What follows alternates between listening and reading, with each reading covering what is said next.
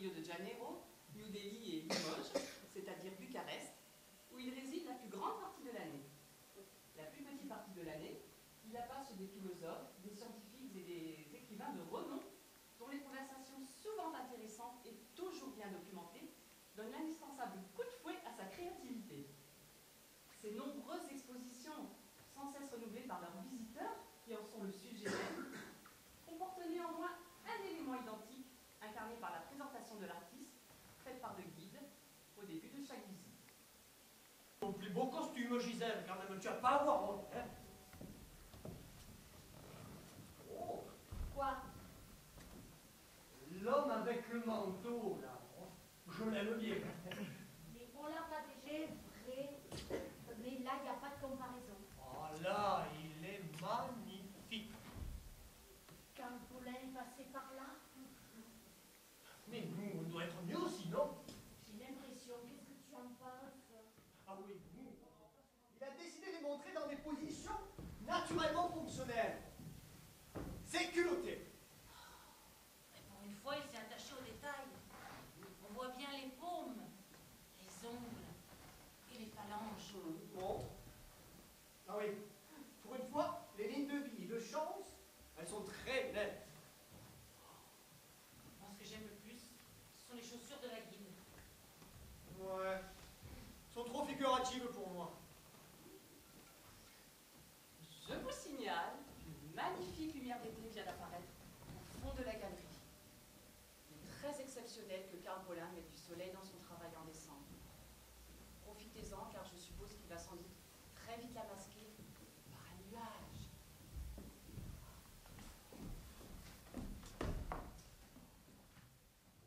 On va s'éloigner. Oui, j'ai quand même une certaine maîtrise. J'ai l'habitude des expositions de Carpolin. Et les scènes comme cela, je sais comment elles tournent. L'urgence du désir, la vitesse, c'est très passionné en règle générale. Ah, je vous assure que mon intention est de l'appeler plus tard.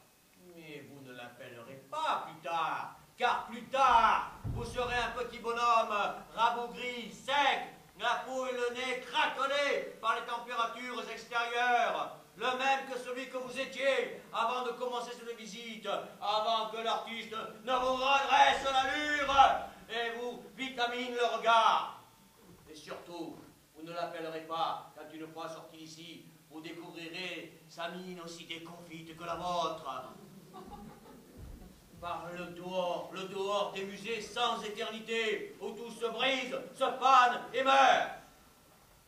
Mais là, à cet instant, petit chef-d'œuvre d'existence que vous êtes, si elle s'éloigne d'un pas, vous ne supporterez pas, et votre cœur romantique, car vous êtes, regardez votre tête, à ce moment même, dans une œuvre romantique, il vous fera bondir votre cœur romantique sur ce putain de téléphone, et alors retentira cette ignoble sonnerie, la même que celle du dehors, seule réalité que Carpolin n'a pu réinventer, et qui va foutre en l'air cette installation comme une boîte de coca sur la piéta de Michel-Ange.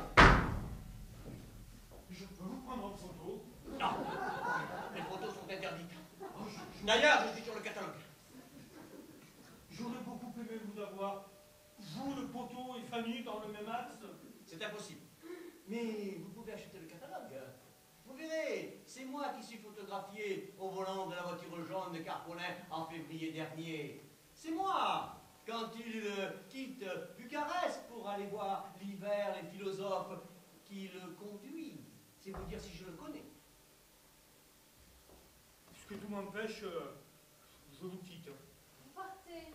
C'est rapide. Ah, vous trouvez aussi? C'est habituel chez Carpolin.